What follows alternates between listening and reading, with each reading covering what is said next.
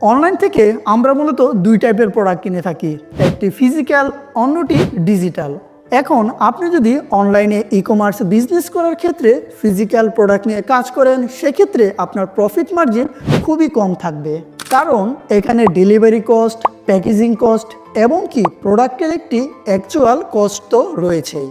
কিন্তু digital product যেমন ebook, online course sell করার ক্ষেত্রে একবার তৈরি করে ফেললে সেটা 100 জন মানুষ কিনুক কিংবা 1000 মানুষ কিনুক, আপনার কিন্তু প্রোডাক্ট কস্ট আর লাগছে না, তাই প্রফিট মার্জিন অনেক বেশি থাকে। আর আপনার জন্য গুড নিউজ হচ্ছে, আর্টিফিশিয়াল ইন্টেলিজেন্সের পাওয়ারকে কাজে লাগিয়ে আপনি চাইলেই ইবুক লিখে সেটা অ্যামাজন কিন্ডলের মাধ্যমে গ্লোবালি সেল করতে পারবেন।